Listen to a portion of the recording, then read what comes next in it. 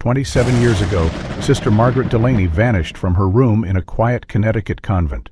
All she left behind was a perfectly folded habit and a journal that stopped at page 13. The final line? "He's finally returned. I can hear the floorboards creak." What followed was a trail of whispers, in tunnels, and a name buried in church records: M13. This wasn't just a disappearance, it was a warning. It was the kind of morning that clung to the skin like wet linen, cold, gray, and burdened with the silence that made every creak of wood and drip of rain sound louder than it should. At St. Emery Convent, in rural Connecticut, the stone corridors echoed with the steady rhythm of rosary beads brushing against robes and the hushed murmurs of morning prayer. Sister Camille, the youngest among them, had drawn kitchen duty and was halfway through slicing bread when she realized Sister Margaret hadn't appeared for matins. Odd, she thought. Sister Margaret was the first to rise, always. By the time the kettle whistled, a faint anxiety had begun to grow in her chest. At 76, Sister Margaret Delaney wasn't just the oldest nun in the convent, she was the backbone of it. Once a psychiatric caregiver at the now-defunct Children's Asylum that once adjoined the convent property, she had taken her vows late in life, after retiring from secular service. She had no family left, no visitors, and yet somehow her presence filled every corner of the convent like incense in a chapel. Sister Camille walked down the south hallway, her flats brushing the cool flagstone floor, until she reached Sister Margaret's door. She knocked. "Sister, it's Camille. You missed prayers." No answer. She knocked again, a bit louder this time. Still nothing. Frowning, she tried the handle. Unlocked.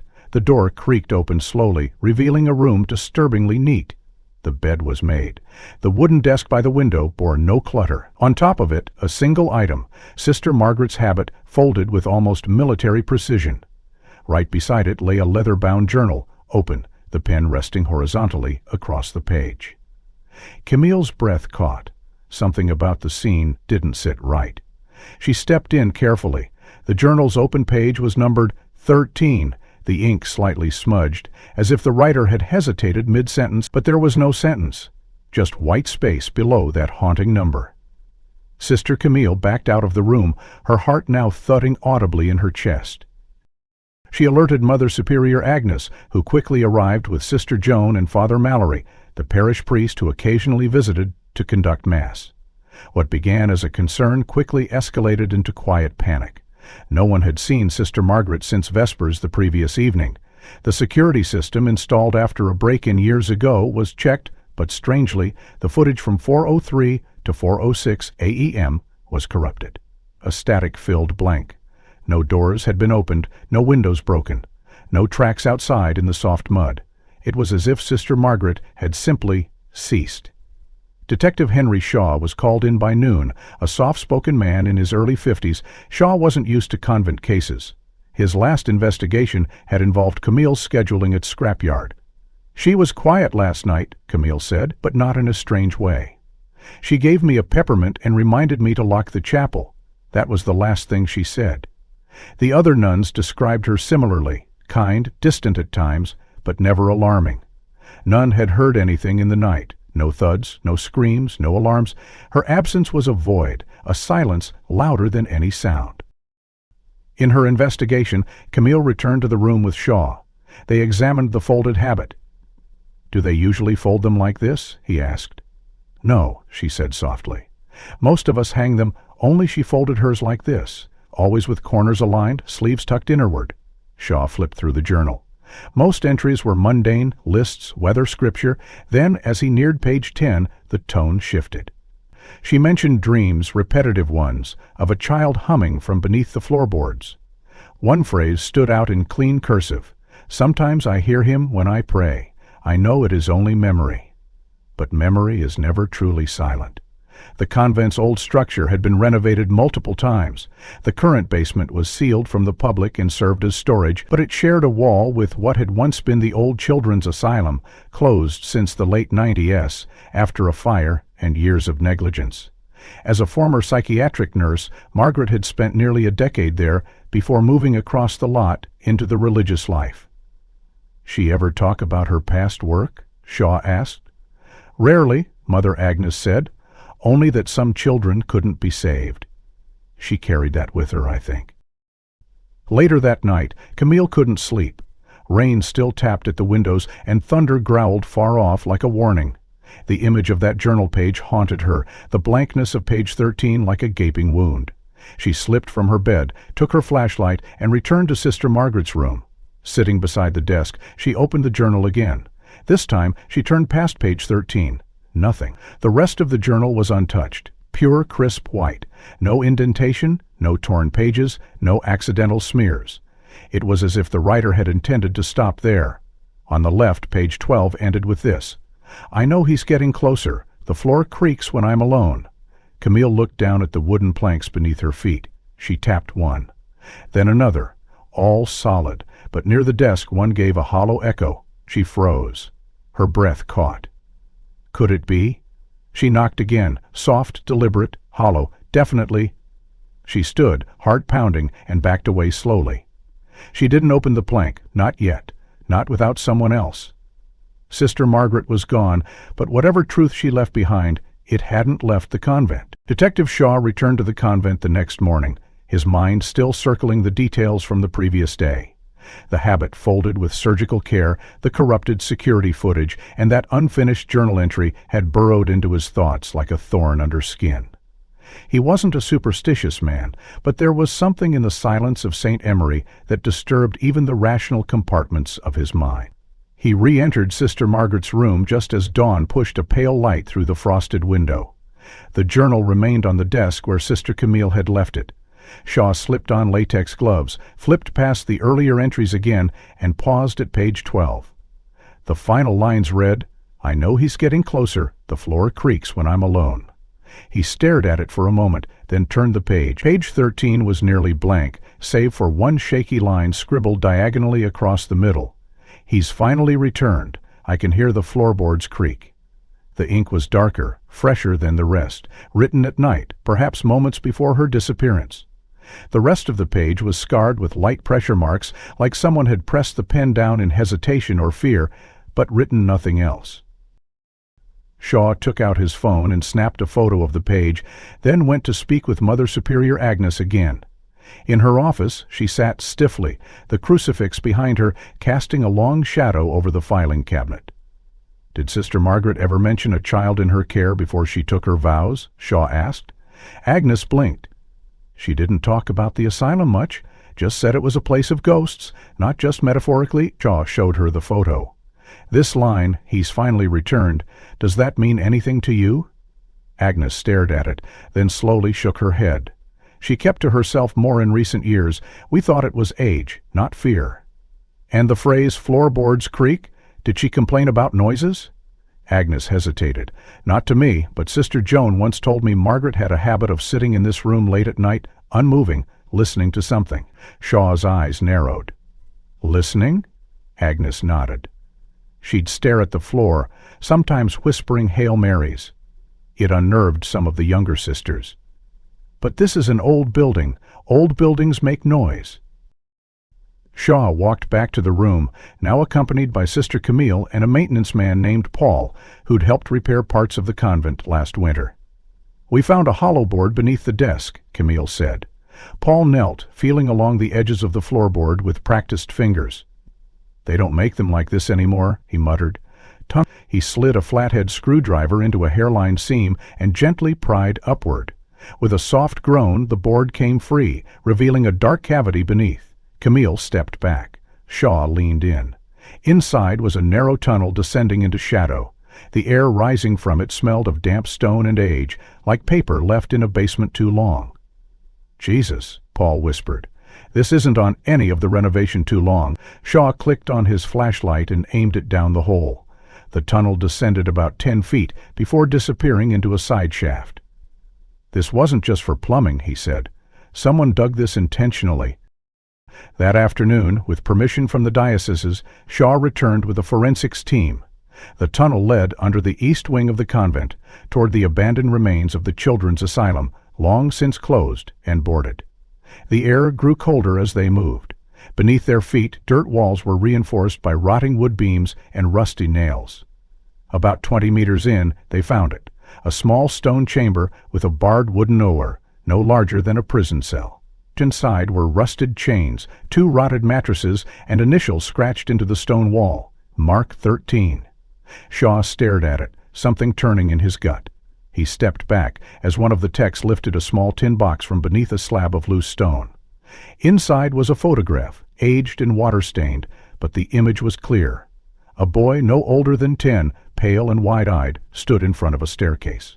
On the back of the photo, scrawled in ink faded to brown, Room 13, record kept confidential, access denied. There was no name, no date, just that eerie 13 again. Shaw returned to the convent with the photo, placing it before Agnes. "Ever seen this child?" She stared at it, her breath catching. "No, but that staircase, that was in the East Wing basement before the fire." Shaw looked up sharply. There was a fire. Agnes nodded. "Years ago, after the asylum closed, they stored old furniture and case files in that wing. One night, it caught fire. Nobody was hurt, but the archives were destroyed." Camille, who stood nearby, whispered, "Margaret came here right after that."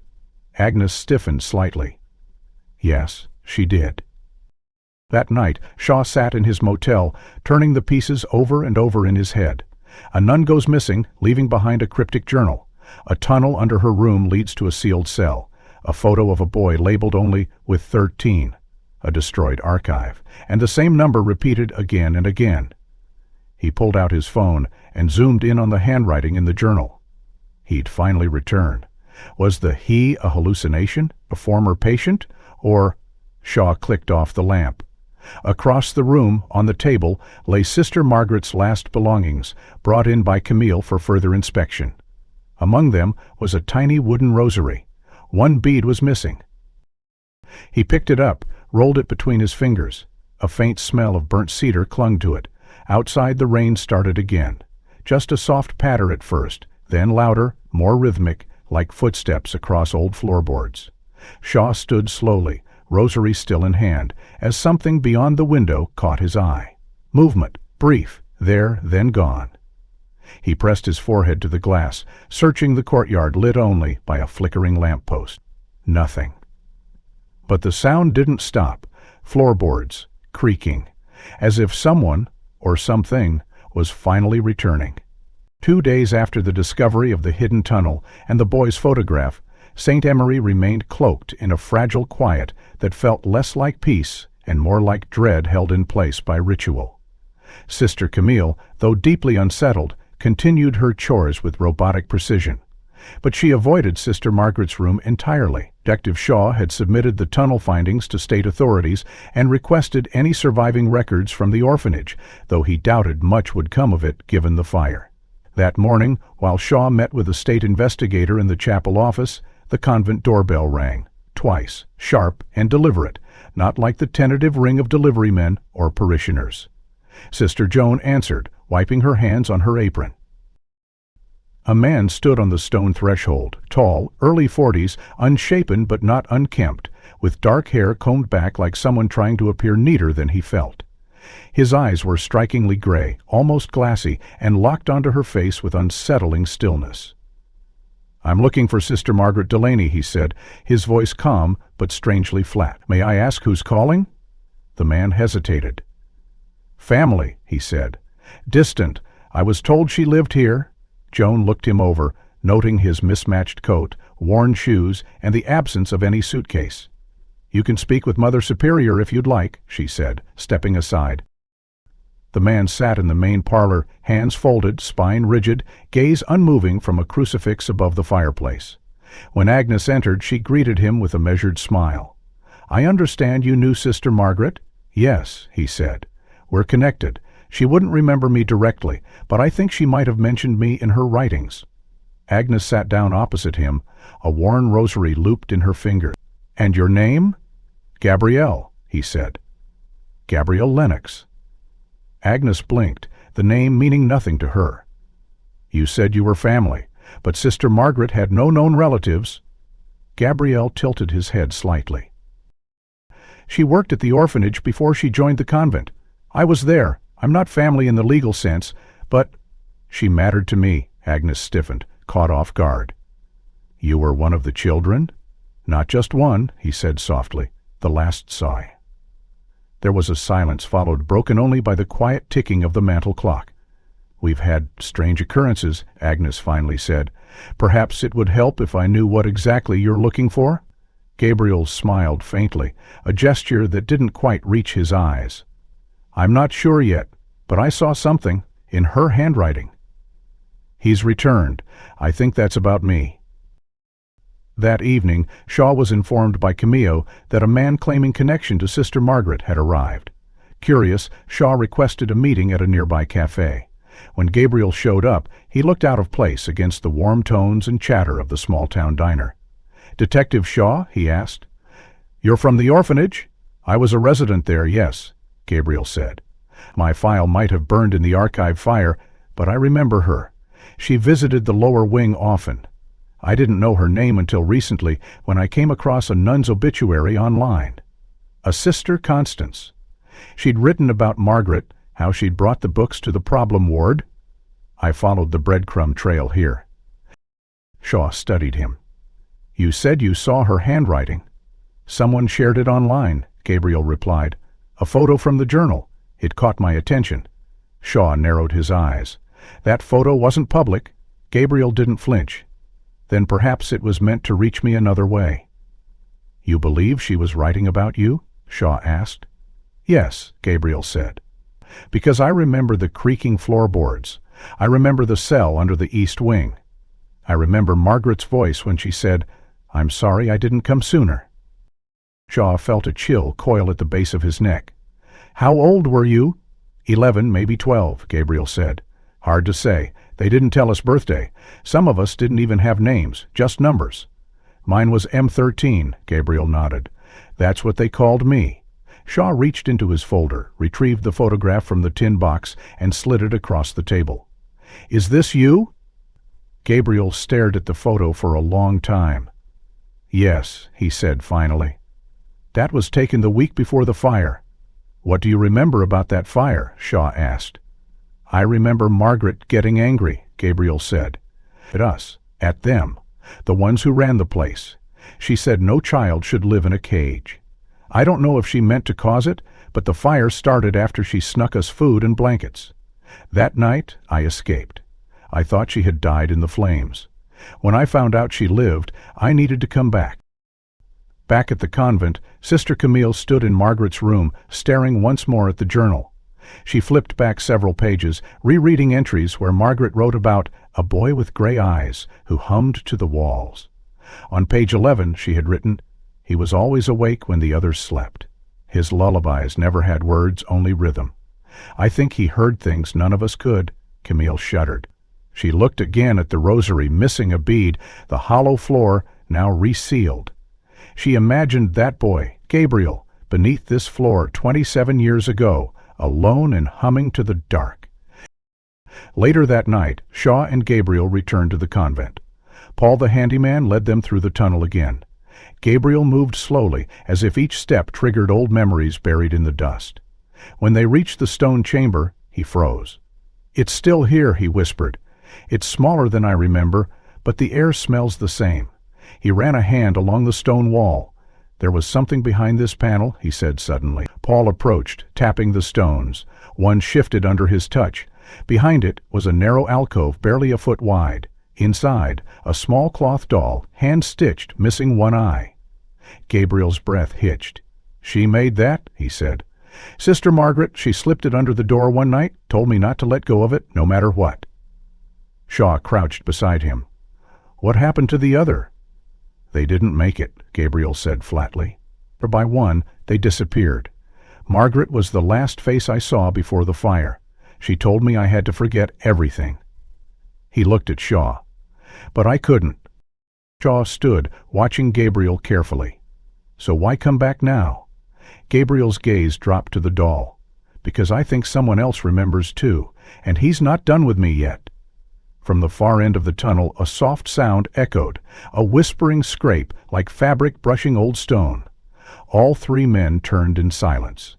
The sound stopped. Shaw raised his flashlight again, heart hammering as the beam caught a fleeting glimpse of something, or someone, just as it disappeared beyond the curve of the wall. Gabriel didn't move. "He remembers too," he murmured, "and he's still waiting." The next morning brought little light to St. Emery, the clouds stubbornly clinging to the sky like a bruise refusing to fade.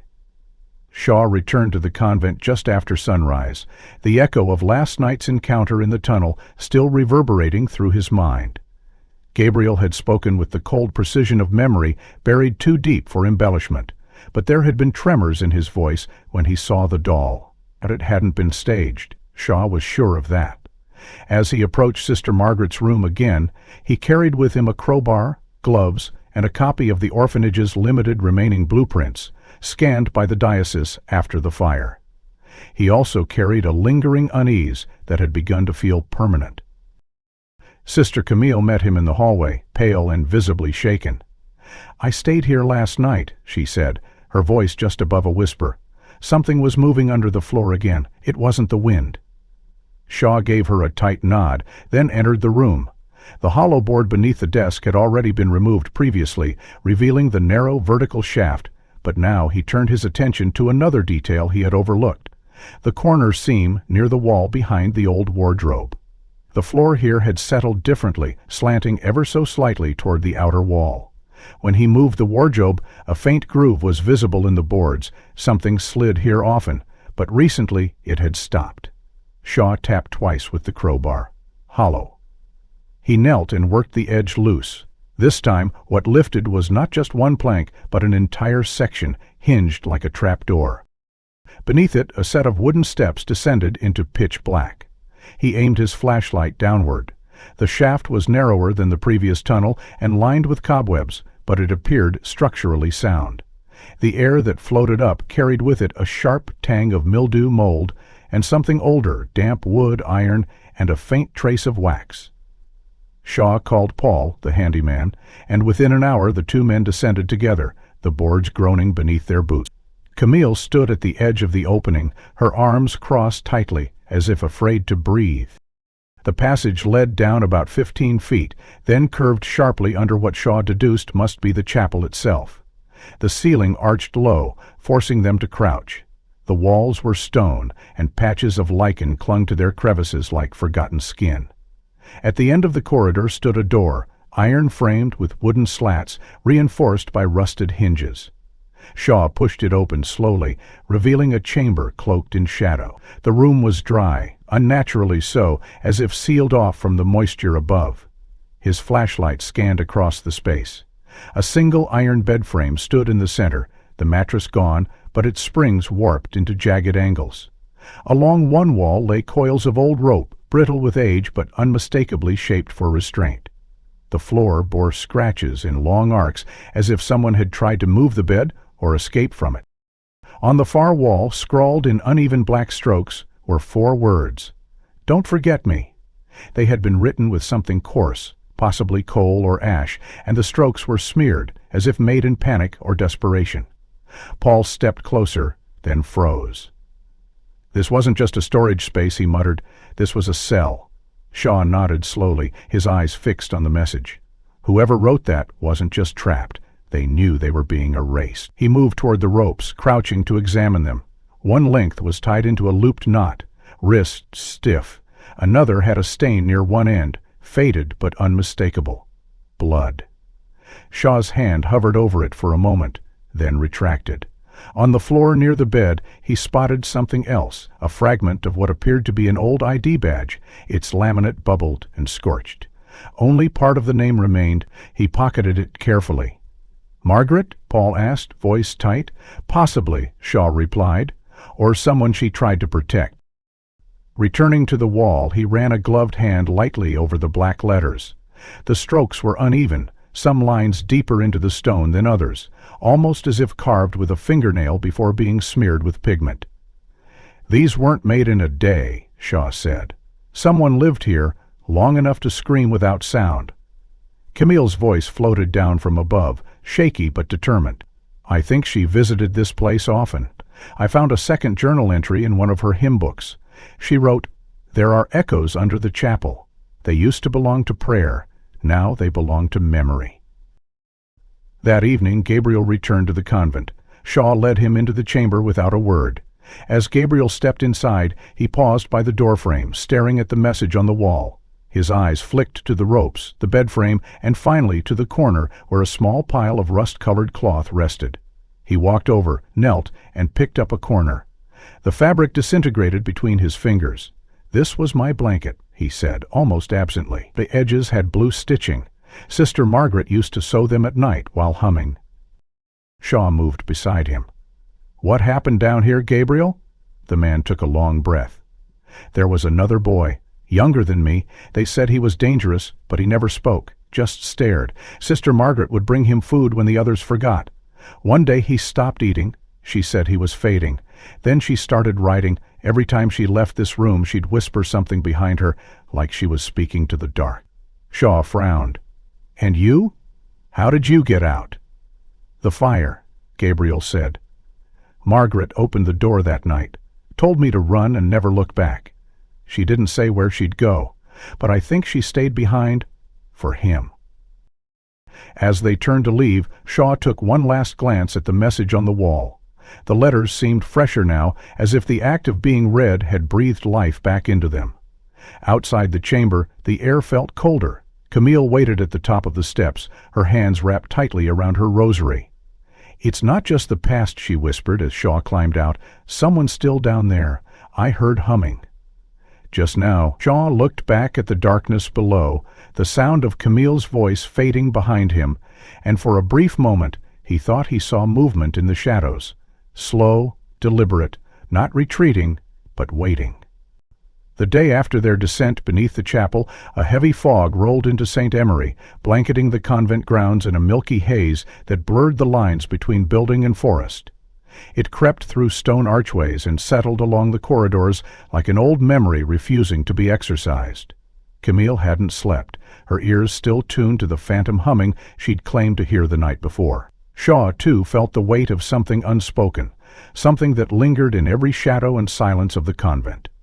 He returned mid-morning with Gabriel, both men clutching questions that had begun to fracture the border between truth and delusion.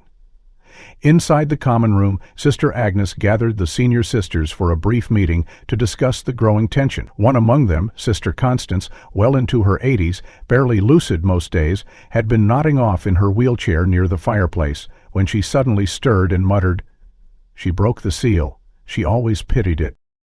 At first no one reacted, thinking it more of her usual wandering, but Shaw, seated nearby, caught the shift in her tone. He knelt beside her. "Who broke what, sister?" he asked gently. Constance's eyes, cloudy and trembling, met his. "Margaret," she whispered. She opened the gate, for the one with silence in his eyes. Shaw motioned for the others to stay quiet. "You're talking about the orphanage?" he asked. She blinked slowly, then nodded once. "They said he was born without remorse, that he watched suffering and smiled. The mothers said he had the devil's patience, never cried, never slept when others did. They locked him beneath the east wing, said it was the only way to keep the darkness inside him from leaking out." Cam gasped, her voice hushed but sharp. "You mean M13? No name, just a mark. The 13th brought to that floor. He didn't scream when they chained him, just hummed, over and over." One night, Sister Margaret brought him books. The next, she brought him soup. After that, she opened the door. Shaw's voice dropped. "Why?" Constance stared at the flames. "Because she didn't believe in monsters, only in wounded children. She thought love could undo the blackness in him." "Did it?" Shaw asked. Constance's lips tightened. She freed the body, but something else walked out too, something that followed her, that watched her pray and sleep and age. The other sisters begged her to leave. She refused. Said she had to carry it. Agnes stepped forward, clearly shaken. "Why was this never recorded?" "It was," Constance muttered. "But not in the official books. There were notes, letters between the old abbess and Margaret. I helped burn them before the inspection. We were told to protect the name of the church." Shaw exhaled sharply. "And after the fire?" "Margaret disappeared for months. When she came back, she had cut her hair and stopped speaking to outsiders. She asked to take her vows. She said she was done with the world, that nothing outside the convent needed her anymore. She never contacted family? Camille asked. She had none left, Constance replied. Just that boy, and the guilt. Gabriel had stood silently near the back, unmoving until now. He stepped forward, his voice calm but steeled. Was I the boy she freed? Constance turned toward him slowly. You, she whispered, were the one she cried for, but not the one she feared. The room froze. Shaw leaned in. There were two. Yes, Constance said, 2 cells. One was hers, the other was tended. The other, the one she tried to forget. Agnes covered her mouth. You mean there was another child? Not a child, Constance hissed, her breath rattling. A vessel for what none of us dared name. Shaw's jaw tightened. You said Margaret opened a gate. Did you mean the fire? Constance shook her head. The fire was a veil, the gate was trust, and once she gave it to him, he never left her side. Later, as rain began to drum softly against the stained glass windows of the sanctuary, Shaw and Camille met in the old library. They retrieved one of the hymn books Margaret had always carried during Mass. Camille opened its hollowed spine, folded into a triangle. She unfolded it with trembling fingers. In Margaret's steady cursive it read, I prayed he would forget me, but memory clings to what we feed.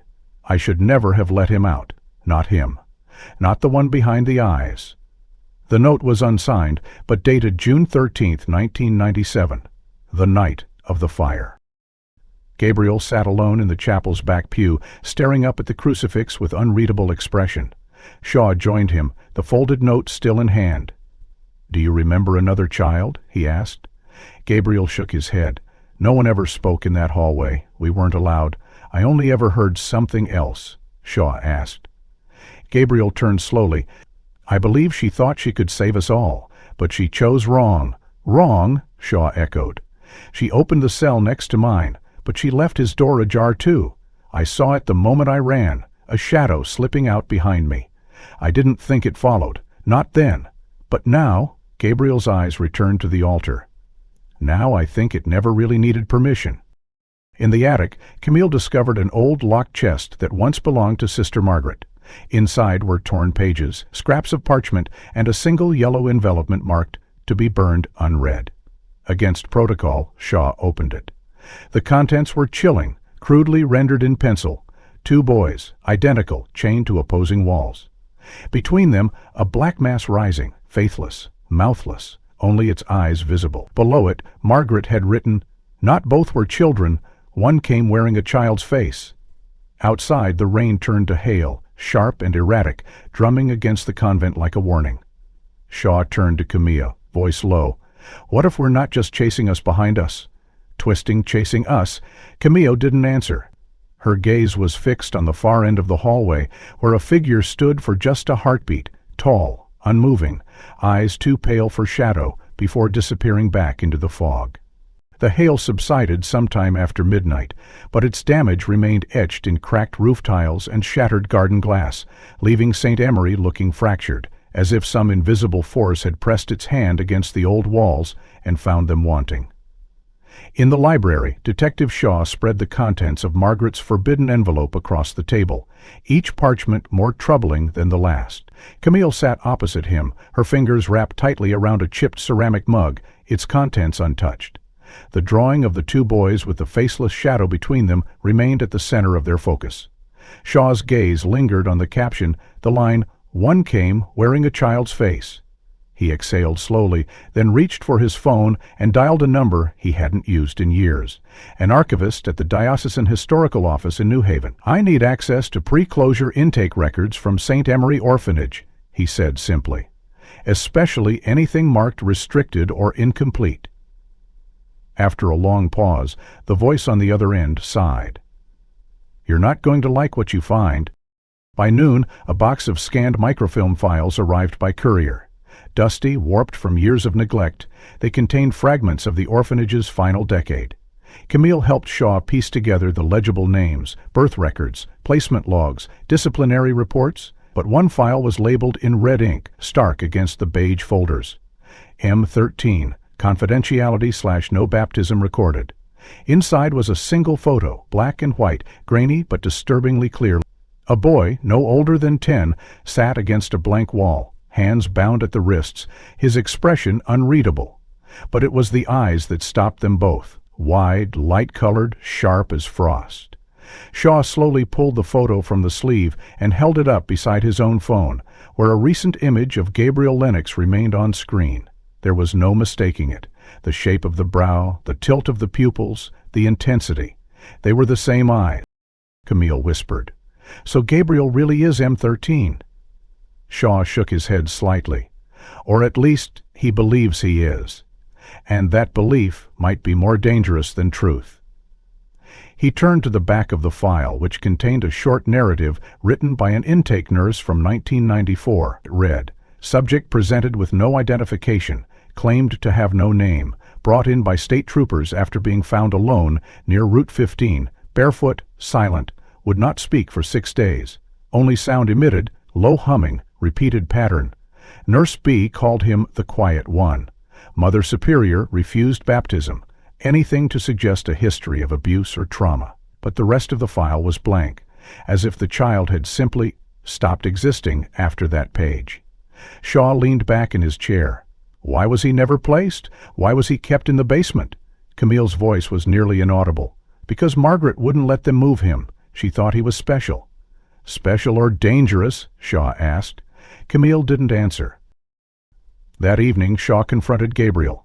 He found him in the garden shed behind the chapel, staring at an old wooden statue of St. Michael, its paint chipped and faded. "I saw your intake photo," Shaw began, "the one labeled M13. Gabriel didn't flinch. "Then you know what they recorded," Shaw said. "But that's not the same." Gabriel turned, eyes locking onto Shaw's. "Thought I brought silence with me, that it filled every room I entered. But I didn't ask to be that way. I just—" "Why did Margaret protect you?" Shaw asked. Gabriel looked past him, into the trees swaying gently in the dusk. She saw something no one else did, or maybe she ignored something everyone else saw. Shaw stepped closer. "Why come back now?" Gabriel's jaw tensed. "Because I'm afraid I left someone behind, someone who never stopped waiting." Back in the convent, Camille searched the archives for more personal writings. In a hymnal hidden among Margaret's belongings, she discovered a letter folded into quarters, addressed only as, "To the one who remembers." In it, Margaret had written, "I once believed I was rescuing a child, but redemption requires knowing who you are rescuing. The eyes do not lie. They follow me even now, even in prayer. If he is reading this, I failed him and I failed myself." Shaw read the letter aloud to Agnes, who stood pale beside the flickering chapel candle. "We allowed her to carry that burden alone," Agnes said, voice brittle. "We never asked what she had seen." Shaw closed the hymnal. "Because you already knew." Agnes didn't argue. Later that night, Camille wandered the hallways, unable to sleep. She paused at the old refectory, where a portrait of the convent founders hung. Below it was a cabinet, once used for storing communion wine. She opened it instinctively, unsure why. Inside was a small bundle wrapped in cloth, another journal, its cover different than the others. This one was older, cracked at the spine, pages faded. It contained nothing but dates and names, children who had stayed at the orphanage. But on the final page, one name had been added in newer ink, as if Margaret had returned to write it years later. Cam 13, eyes too old for his face. Camille's hand trembled as she turned the book toward the light. Next to the entry, a simple line was etched. "He never left." At that moment, a noise behind her, a low hum, almost melodic, rose from the hallway floor. She spun, heart pounding, but the corridor was empty. Yet the sound lingered, not in the air, but in her bones, as if something was moving again beneath the floorboards. By the following day, the atmosphere inside St. Emery had begun to shift in subtle, disquieting ways. The younger sisters walked more quickly between rooms, eyes darting to corners and ceilings as if expecting something to slip from the shadows.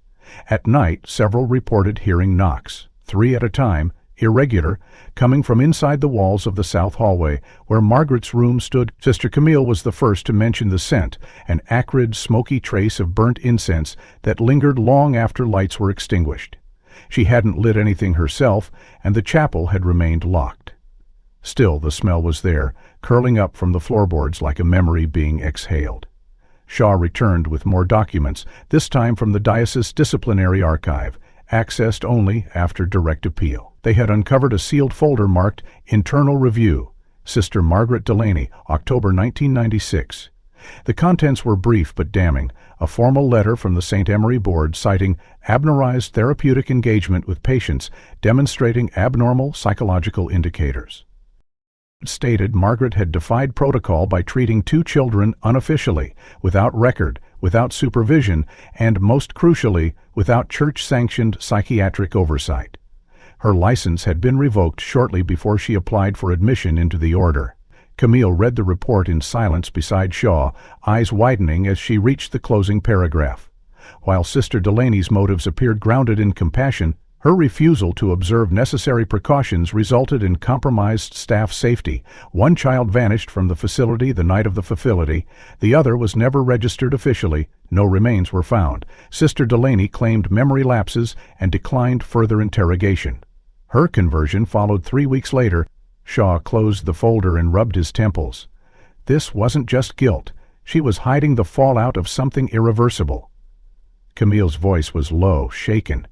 She believed she could fix them, that love could substitute for medicine. And what if she just chose the wrong one to save? That night, as storms rolled silently across the hills, Sister Rachel, one of the younger nuns, was awoken by a sharp series of knocks. 3, then 2, then 3 again. They came from the hallway, persistent and slow.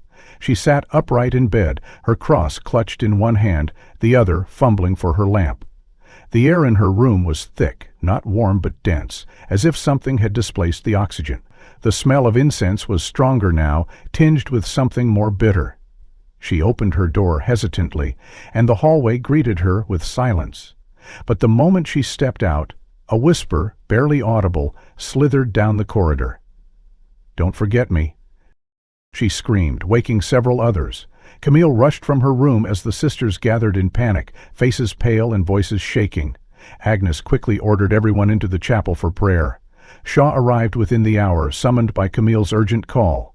When he stepped into the hallway, he too caught the fading scent, sharp, old, and unmistakably resinous. "There's no reason for that smell," he said, sniffing near the floorboards. "Unless someone's burning ceremonial incense without telling anyone." Agnes shook her head. "We haven't used any since Easter." Shaw ordered the maintenance team to inspect the ventilation shafts, thinking perhaps a mouse or decaying wires might explain the odors and noises. Instead, they found something more disturbing. Inside the crawl space above the hallway, behind a forgotten initials carved into the top. Inside were Page's initials carved into the top. Inside were pages, dozens of them, ripped from what appeared to be a second journal. Most were fragments of therapy notes. They read like transcripts, handwritten but formatted like session. Subject M13/Session 7. He refuses to speak, but hums when left alone. Humming correlates with periods of reduced aggression. He responds to visual cues, especially faces, but will not make eye contact. Attempts to connect result in silence or prolonged stillness. He watches. Shaw read further, his eyes narrowing. "Session 12, he said something today. First time in 23 sessions. I told him I prayed for him. He said, 'I remember.'" Camille turned the page. "Session 14. He asked if I would forget him. I told him no. He said, 'Then I will come back.'" The last entry, smeared with what looked like old water damage, read, "He touched my hand through the bars today. It was colder than I expected. Not lifeless, just removed, like a body kept underground too long." Shaw closed the box, his heart pounding. The whispers, the scent, the knocks, they weren't recent inventions. They were echoes, war plays, warnings. Gabriel sat alone near the fountain in the cloister, watching the water ripple unnaturally in the breeze. When Shaw showed him the box, Gabriel stared at the pages, but didn't touch them. "She tried," he said. "She really thought she could hold it all together." Was she treating you? Shaw asked. Sometimes, Gabriel replied, but not always. Sometimes she thought she was speaking to me when she wasn't. There was another. He liked when she thought it was me. Shaw's stomach tightened. Another? Gabriel nodded. He didn't hum. He tapped. 3 times. Always 3. Shaw turned toward the hallway, remembering Rachel's panic. What did Margaret call him? Gabriel paused. She never used his name. She called him the quiet mirror. Shaw froze. Did he look like you? Gabriel gave a sad smile. That was the whole point. At that moment, from the hallway behind them came the soft, rhythmic knock. 3 quick taps, a pause, then 2 more, then 3 again. Camille turned toward the sound, her breath catching in her throat.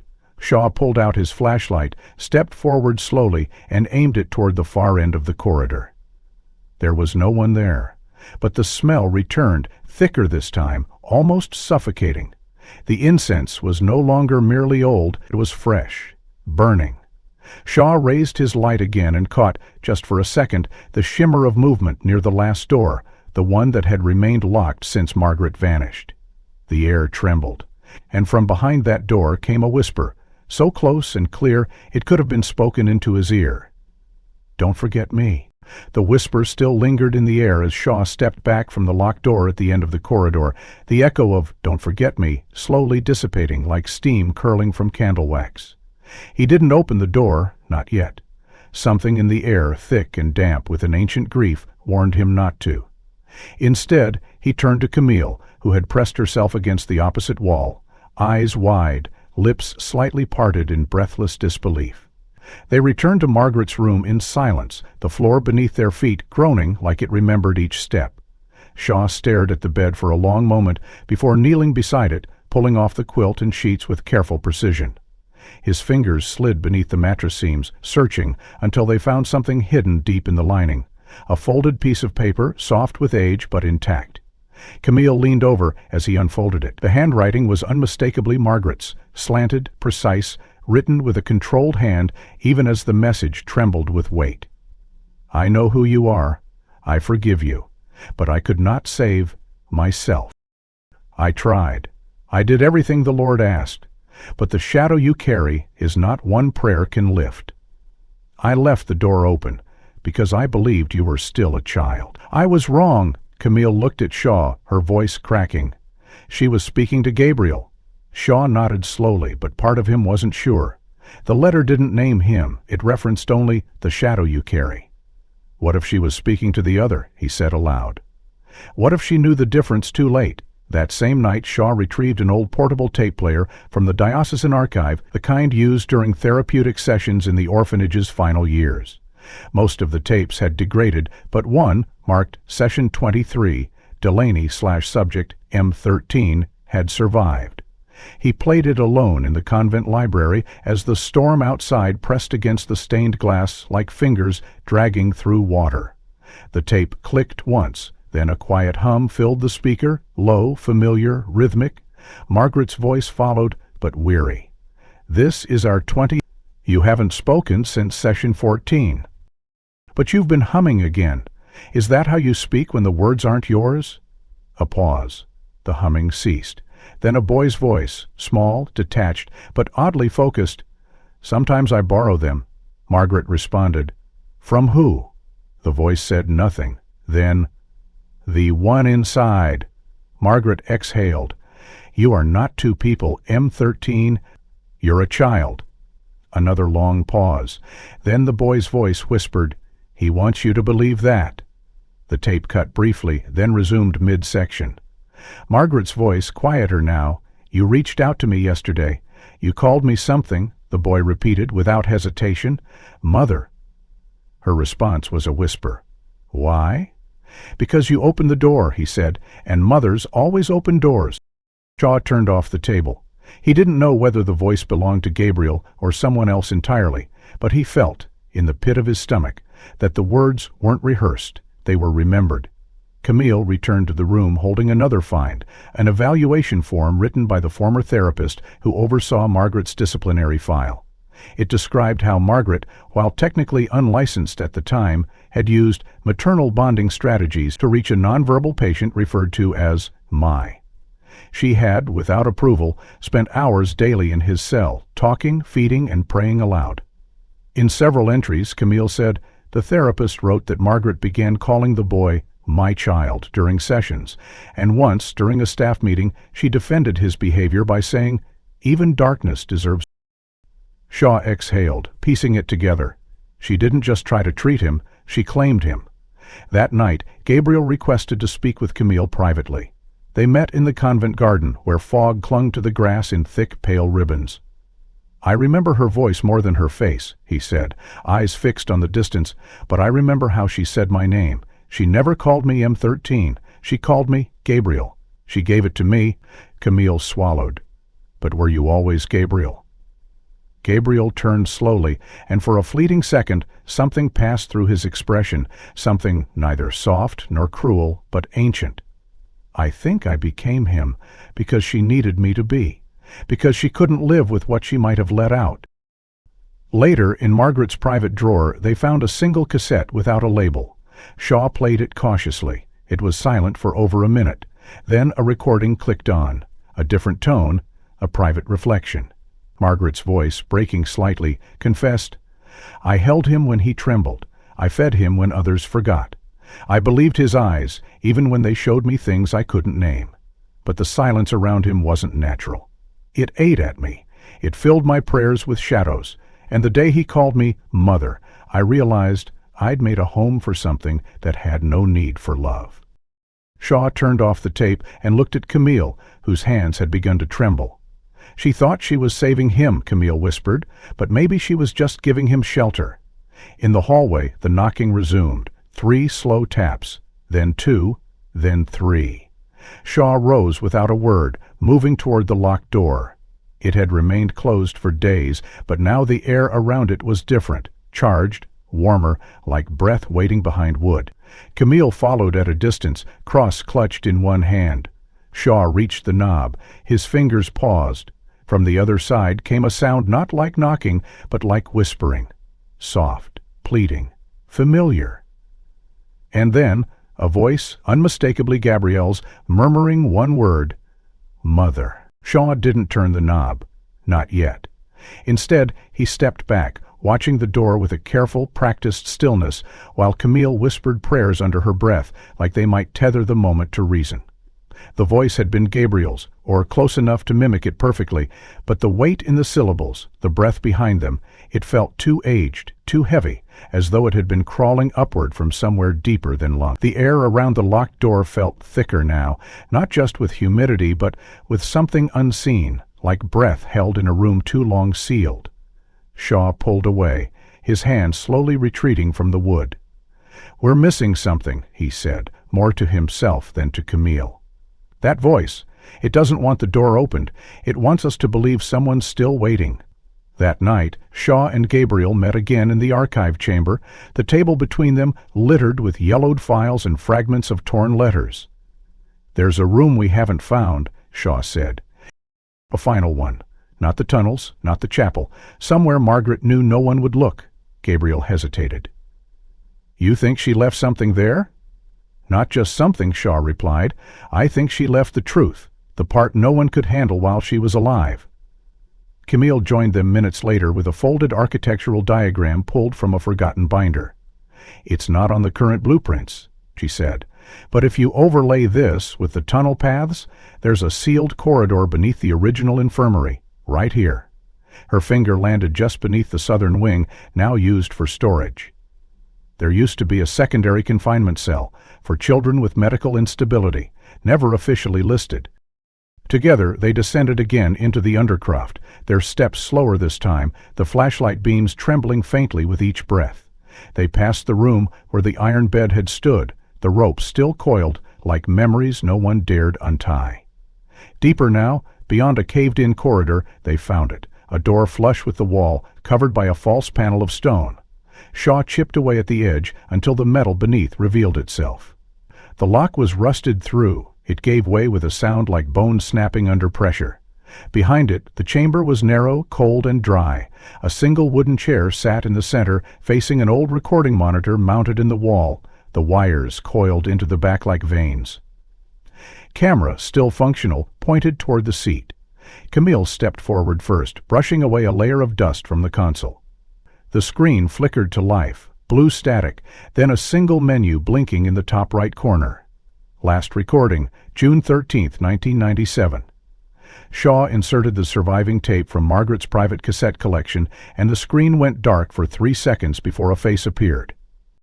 Margaret, younger, pale, her habit slightly disheveled, her eyes swollen from tears not yet dried. She sat in the chair, unmoving at first. Then she leaned forward, and her voice filled the room, steady, low, almost whispering. "If you're watching this, it means I failed to contain what I tried to protect. I don't know what you'll think of me. I'm not sure it matters anymore." She looked down, then back at the lens. His name was never given. We called him M13, but he never accepted it. He answered to nothing, but he watched. He always watched. Shaw moved closer, his breath slowing. Margaret continued, "They told me he was a child, that he had been left behind, but children cry, children need." He only waited. He never asked, never spoke, not until I began calling him mine. Her voice broke slightly. The moment he said, "Mother," something inside me shifted. I stopped being afraid of him and started being afraid of what would happen if he was alone. So I stayed. I loved what I didn't understand, and I opened the door. The video flickered, her image distorting, then returning. I thought I could reach him, that if I gave him enough faith, he would become something else. But the humming, it changed. It wasn't music anymore. It was a warning. Her face moved closer to the lens. "If you found this room, do not let him speak to you. Do not let him say your name. And above all," she paused, her eyes burning into the camera, "do not believe he's still a boy. He isn't. Not anymore." Margaret looked over her shoulder then, as if sensing something behind her. She whispered, barely audible, "He's listening now." The screen went black. Camille stepped back, hand pressed over her mouth. Shaw rewound the tape, but the last words Margaret had spoken replayed with an added sound, barely perceptible under her voice. A second voice, lower, slower, echoing the same sentence. "He's listening now." Gabriel didn't speak. He stood by the door, unmoving, his eyes locked on the screen even after it turned off. Shaw turned to him. "She was talking about you." Gabriel's jaw clenched. "She was talking to the one I left behind, the one that walked out with me and never stopped watching." Camille whispered, "Then who have we been speaking to all this time?" Gabriel turned toward her, and for a moment his expression faltered. "I don't know anymore," he said. "I remember her face, her voice, but there are memories I don't recognize, feelings that aren't mine. It's like someone else remembers through me." Shaw picked up the tape, held it to the light. "She said he isn't a boy anymore." "He never was," Gabriel said. "He just wore the shape of one, and now he wears something else." They left the chamber in silence, sealing the door behind them with stone and a rusted bar. But as they climbed back into the corridor above, a faint hum rose from the dark below, not loud, not urgent, just persistent. A pattern, a rhythm, 3 notes repeated, and beneath it, as if whispered through dust and wood and decades of forgotten fear, came a voice, neither belonging to Margaret nor Gabriel. A third voice, older, closer. "You opened the door." The humming faded only after they'd sealed the door, but its echo clung to Shaw's spine like something parasitic, vibrating within him long after the sound had stopped. He didn't speak during the climb back to the main floor, not even when Camille asked if he'd heard it too. He didn't need to answer. They both had. The next morning, under a sky washed out by overcast clouds. Days earlier, they had submitted samples from the blood found in the chapel underside and from the fabric-wrapped bones discovered deep in the tunnel's edge, remnants long assumed to belong to an unnamed orphan lost in the fire of 1997. The lab tech sounded hesitant when she picked up. "You're going to want to sit down," she said. Shaw remained standing. "The DNA from the blood matches Sister Margaret Delaney," the tech continued, "which is confusing enough. But the second match, the sample labeled Subject B, It cross-matches her genome at over 50%. What does that mean? Shaw asked, already knowing. It means the second sample is biologically hers. A child. A male. Camille, who had entered mid-call, froze in place. The tech went on. What's strange is the secondary match in our fire archive database. There's a partial record from the St. Emery Orphanage fire, a body recovered but never conclusively identified, charred beyond recognition, presumed dead. The entry was listed as male juvenile X. The mitochondrial DNA aligns with both of your current samples. We ran facial reconstruction off the jaw sample and compared it to the old intake photo, labeled M13. The alignment is 92%. Shaw's voice was barely audible. So you're telling me M13 died in the fire? That's what the data says, she replied. But then I'd like you to explain something else. He remained silent. We pulled a recent blood trace from a coat left behind in your convent's garden shed, the one belonging to the man who calls himself Gabriel Lennox. That DNA, it matches the fire victim too, exactly. Shaw ended the call with hands colder than the wind outside. Camille stared at him. If he died, then who is walking among us? The question hung like frost, impossible to thaw. That evening they confronted Gabriel. He stood near the cloister fountain again, unmoving, staring into its still, mossy water. Shaw held out the lab printouts. Your DNA matches a corpse buried 28 years ago. Gabriel didn't. I know. Then who are you? Camille demanded, her voice tighter than it had ever been. Gabriel finally turned. I'm what she made me. Shaw's jaw tensed. You're not Gabriel. No, he admitted. Gabriel burned in that fire, but Margaret didn't want him to be gone. She wanted a version that could stay. So you took his name? She gave it back to me, he said. And I wore it, Camille asked. Are they yours? Gabriel's eyes flickered. They're enough, and sometimes that's all identity needs. Shaw stepped forward. We found the video, we heard what she said. She knew you weren't a boy anymore. She knew you changed. Gabriel nodded. Because she saw what was underneath. She saw the silence, the mimicry. But she chose to believe it could be trained. Was she wrong? Camille asked. Gabriel paused, then said softly, She was lonely. Shaw's voice sharpened. You've been here since the fire. I never left, Gabriel answered. Not really. Even when I ran, I stayed. In the walls, in the floor, in the air. Camille's face paled. You watched her all those years?